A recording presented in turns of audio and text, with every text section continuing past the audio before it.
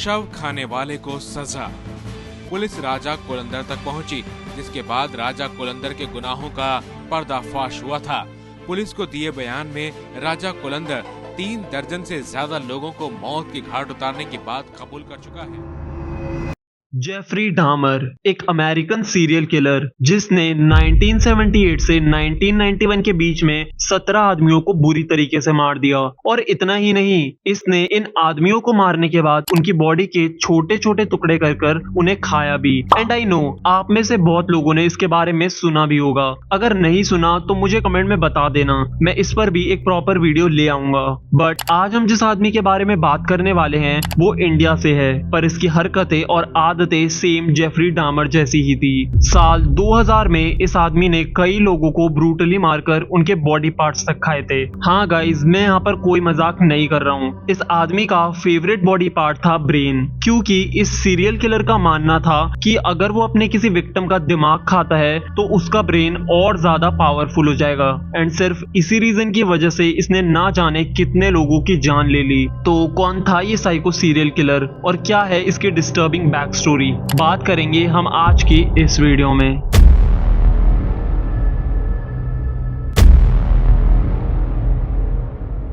साल 2000 यूपी इलाहाबाद 1920 में स्टैब्लिश एक डेली न्यूज़पेपर आज, जहां धीरेंद्र सिंह नाम के एक चीफ रिपोर्टर काम करते थे और उनका काम होता था इलाहाबाद की लोकल न्यूज पर ध्यान रखना।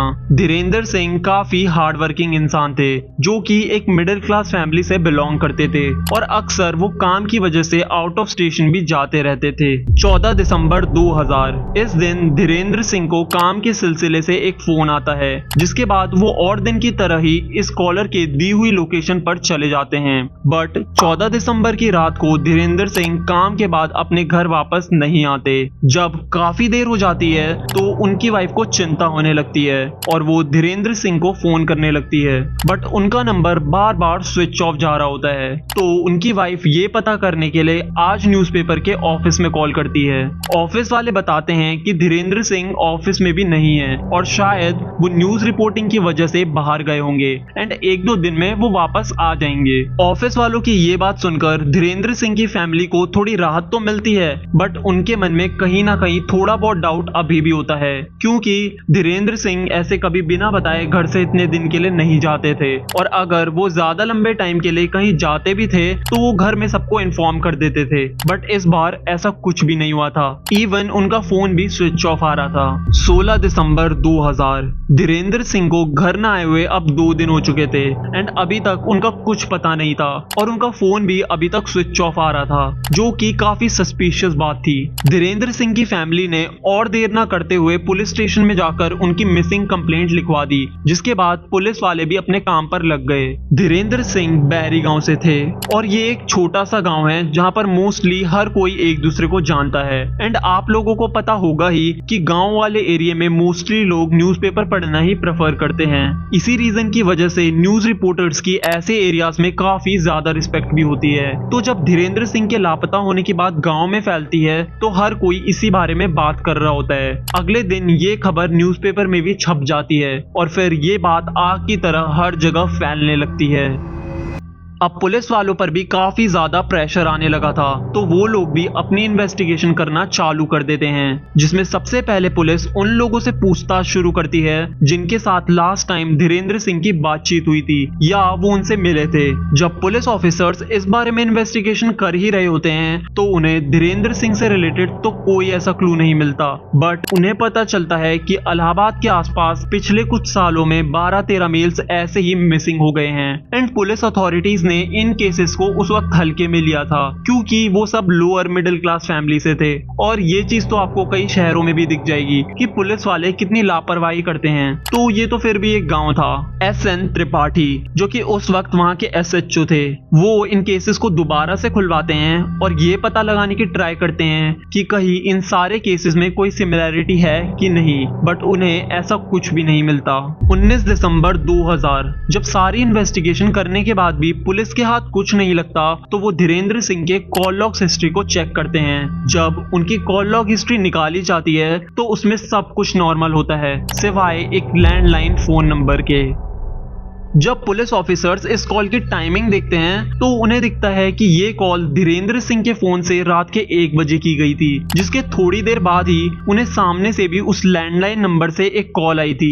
एंड इस कॉल की टाइमिंग काफी ज्यादा सस्पिशियस थी, क्योंकि आप लोगों को पता ही होगा कि गांव वाले दिन में मेहनत मजदूरी करके रात को जल्दी सो जाते हैं, तो भला इतनी रात को इस कॉल पर आखिर ऐसी क्या बात हो रही थी। पुलिस ऑफिसर्स ने जल्दी से इस रजिस्टर्ड फोन नंबर का पता लगाना शुरू किया, तो उन्हें पता चला कि ये नंबर एक लेडी के नाम से रजिस्टर्ड है, जिसका नाम था फूलन देवी। फूलन देवी अपने गांव में एक जाना माना नाम थी, क्योंकि वो ग्राम सभा के इलेक्शन में खड़ी होती थी और वो इनमें जीती भी थी। पर पुलिस वालों के लिए ये बात काफी ज्यादा वियर्ड होती है कि एक पॉलिटिशियन एक न्यूज रिपोर्टर को इतनी लेट रात को क्यों कॉल कर रही थी, और इस बारे में पुलिस वालों को अब फूलन देवी ही कुछ बता सकती थी। बट जब पुलिस ऑफिसर्स फूलन देवी के घर पहुंचकर उससे इस बारे में बात करते हैं तो वो साफ साफ इनकार कर देती है। इवन उसका कहना होता है कि वो धीरेंद्र सिंह को पर्सनली जानती तक नहीं, बट उन्होंने अपने हस्बैंड के मुंह से इस आदमी का नाम सुना है। जब पुलिस वाले फूलन देवी के हस्बैंड से इस बारे में बात करते हैं तो वो पुलिस वालों को बताता है कि धीरेंद्र सिंह उसके दोस्त थे और अपनी वाइफ के पॉलिटिक्स में होने की वजह से उनकी कभी कभार धीरेंद्र सिंह से इस बारे में ही बात होती थी, बट लास्ट 3 दिन से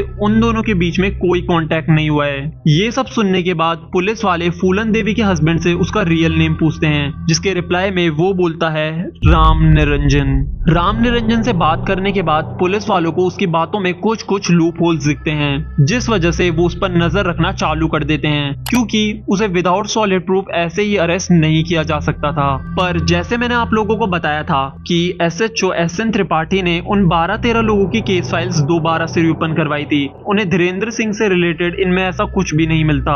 इवन ये 12-13 लोगों के एक दूसरे से भी कोई कांटेक्ट नहीं थे, बट इन सारे केस फाइल्स में एक कॉमन चीज थी और वो थी राम निरंजन। बट स्टिल इस बेसिस पर भी राम निरंजन के अगेंस्ट एक्शन नहीं लिया जा सकता था, just because he know someone. तो अब पुलिस अथॉरिटीज इस राम निरंजन की हिस्ट्री पता करने लगती है ताकि उन्हें कुछ और पक्का सबूत मिल सके। पुलिस को राम निरंजन के पास्ट के बारे में सर्च करते हुए ये पता चलता है कि उसका एक और नाम है जो था राजा कोलंदर, और अपना ये नाम उसने खुद से ही रखा था। राम निरंजन 1962 में इलाहाबाद में पैदा हुआ था और वो कोल ट्राइब से बिलोंग करता था। उसकी एक मिडिल क्लास फैमिली थी, तो उनके पास इतना ज्यादा पैसा भी नहीं था। एंड जब राम निरंजन बड़ा हुआ तो वो एक गवर्नमेंट ऑफिस में ड्राइवर की जॉब करने लगा। इस नॉर्मल सी जॉब होने के बाद भी राम निरंजन के पास एक महंगी ग्रीन सूमो थी, जो कि काफी सरप्राइजिंग था, क्योंकि उस टाइम पर गवर्नमेंट एम्प्लॉइज की सैलरी इतनी अच्छी नहीं होती थी। राम निरंजन का नेचर बचपन से ही काफी ज्यादा अजीब था और वो पावर का बहुत ज्यादा भूखा था। आप लोग उसकी इस बात से ही अंदाजा लगा सकते हो कि शादी के जस्ट बाद उसने अपनी वाइफ का नाम गोमती देवी से फूलन देवी रख दिया था, क्योंकि फूलन देवी के नाम से उसे एक पावरफुल लेडी की फीलिंग आती थी। अगर आपको नहीं पता तो बता दूं, फूलन देवी एक काफी फेमस पर्सनैलिटी है जो कि अपने टाइम पर बहुत बड़ी रिबेल थी। राम निरंजन के 3 बच्चे थे, 2 लड़के और 1 लड़की, जिनका नाम उसने रखा था अदालत, जमानत और आंदोलन। अपने बच्चों के इतने अजीब नाम रखने के पीछे भी उसका एक रीजन था, क्योंकि आपको पता ही होगा कि अदालत, जमानत और आंदोलन लॉ का पार्ट हैं और अपने तीनों बच्चों को राम निरंजन कंट्रोल करता है। तो इनडायरेक्टली वो ये फील करना चाहता था कि वो पूरे कानून को भी कंट्रोल करता है एंड कोई भी उसका कुछ नहीं बिगाड़ सकता। इसी रीजन की वजह से उसने अपना नाम भी राम निरंजन से राजा कोलंदर रखा था, क्योंकि वो खुद को एक राजा समझता था। इतना सब कुछ पता चलने के बाद पुलिस ऑफिसर्स दोबारा से राम निरंजन के घर जाते हैं उससे सवाल जवाब करने। पर जब राम निरंजन से इन 14 लोगों के बारे में पूछा जाता है तो वो इन्हें पहचानने से साफ साफ मना कर देता है, जिसके बाद पुलिस वाले राम निरंजन के बच्चों से भी बात करते हैं और फिर उसके कुछ झूठ पकड़े जाते हैं। अब पुलिस वालों को समझ आ चुका था कि राम निरंजन उन्हें पूरी सच्चाई नहीं बता रहा।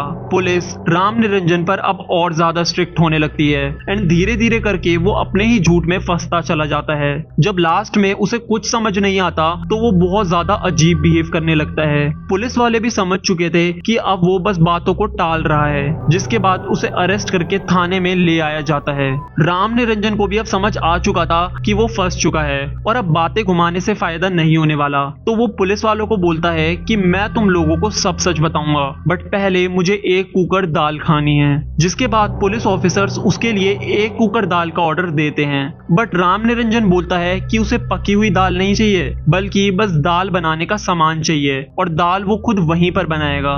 ये काफी अटपटी डिमांड थी, बट पुलिस वाले उसकी ये डिमांड भी पूरी कर देते हैं, क्योंकि इस वक्त उन्हें बस राम निरंजन का कन्फेशन चाहिए था। और ये अजीब डिमांड करने के पीछे भी सिर्फ इतना सा रीजन था कि राम निरंजन वहां पर भी अपनी पावर को फील करना चाहता था। उसके लिए it was like that he was controlling these police officers. Finally दाल खाने के बाद वो पुलिस वालों को बताता है कि उन्हें नईनी जाना होगा, जो कि एक इंडस्ट्रियल एरिया है। ये सुनकर ऑफिसर्स राम निरंजन को जीप में बिठाते हैं और नईनी की तरफ चल पड़ते हैं। नईनी पहुंचकर वो पुलिस वालों को एक पिग फार्म में ले जाता है, जो कि एक खेतों के बीचों बीच था। जब पुलिस वाले उससे पूछते हैं कि ये किसका फार्म हाउस है, तो राम निरंजन बोलता है कि ये फार्म हाउस नहीं बल्कि राजा कुलंदर की अदालत है, जहां वो इंसाफ करता है। पुलिस वाले उसकी ये बात सुनकर कुछ समझ नहीं पाते। तभी राम निरंजन इस फार्म के पास पड़े एक कट्टे में हाथ डालता है और उसमें से कुछ बाहर निकालता है, जो देखकर वहां खड़े लोगों के होश उड़ने वाले थे। उसके हाथ में था एक ह्यूमन स्कल, जो कि उन्हीं 14 लोगों में से एक का था जिसका मर्डर राम निरंजन ने किया था। ये देखते ही पुलिस वालों को विश्वास हो चुका था कि उसने ही इन लोगों का मर्डर किया है, एंड वो इस पिग फार्म को अच्छे से चेक करने लगते हैं ताकि उनके हाथ कुछ और एविडेंस लगे, और ऐसा होता भी है। एक पुलिस वाले को इस फार्म हाउस के अंदर एक डायरी मिलती है। जब वो इस डायरी को पढ़ता है तो उसके रोंगटे खड़े हो जाते हैं, क्योंकि इस डायरी में राम निरंजन ने वो सब लिखा था जो कि उसने अपने विक्टिम्स के साथ किया था। लाइक वो पहले अपने विक्टिम्स का सर काटकर उनके शरीर से अलग कर देता था, उसके बाद वो उनका पीनस काट देता था, जिसके पीछे का रीजन किसी को नहीं पता, एंड फिर वो उनकी बॉडी की ऐसी हालत कर देता था कि वो पहचान में ही ना आए। बस बचता था तो उनका हेड वाला पार्ट, जिसका वो सूप बनाकर पिया करता था, क्योंकि उसके अकॉर्डिंग अगर वो ऐसा करता है तो उसे उन मरे हुए लोगों की भी नॉलेज मिल जाएगी एंड वो और ज्यादा स्मार्ट हो जाएगा। पुलिस वालों को वो सारे ह्यूमन स्कल्स यहाँ मिलते भी हैं, जिनके पीछे राम निरंजन ने उनका नाम और कास्ट तक लिख रखी थी, ताकि उसे इन्हें पहचानने में दिक्कत ना हो। बेसिकली उसके लिए ये एक मेडल्स की तरह थे, जिन्हें वो अपने पास संभाल कर रखना चाहता था एज अ अचीवमेंट। अब राम निरंजन के अगेंस्ट पुलिस वालों के पास बहुत सारे प्रूफ थे, बट उन्हें धीरेंद्र सिंह से रिलेटेड वहां कुछ भी नहीं मिलता, क्योंकि ऑफ कोर्स 5-6 दिन में बॉडी का डिकम्पोज होना तो मुश्किल है। तो वो राम निरंजन से पूछते हैं कि तुमने धीरेंद्र सिंह के साथ क्या किया और तुमने उसे क्यों मारा, जिसके बाद वो पूरी कहानी बताना शुरू करता है। उसका कहना था कि धीरेंद्र सिंह को उस पर शक हो गया था, और जैसे मैंने आपको पहले बताया था कि एक नॉर्मल जॉब होने के बाद भी राम निरंजन के पास एक महंगी ग्रीन सुमो थी, जो कि उसने चोरी करी थी, क्योंकि उसकी एक गैंग भी थी जिसके साथ मिलकर वो गाड़ियां चोरी किया करता था।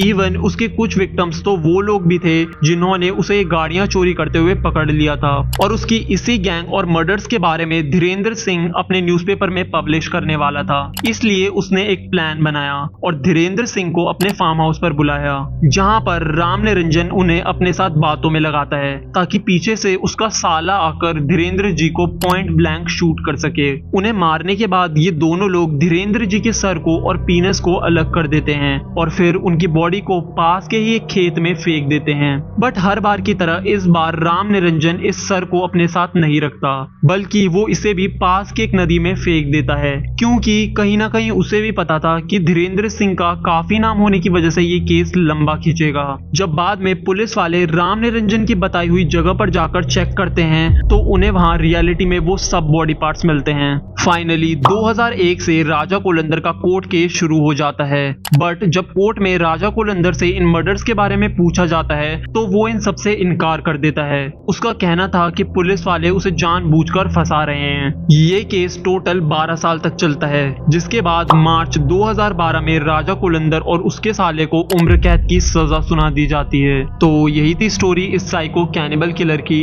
एंड अगर आप लोग चाहते हो कि मैं कोई स्पेसिफिक केस इस चैनल पर कवर करूं तो कमेंट में जरूर बताना। और गाइज हम 1K सब्सक्राइबर के बहुत क्लोज हैं, सो प्लीज डू सब्सक्राइब।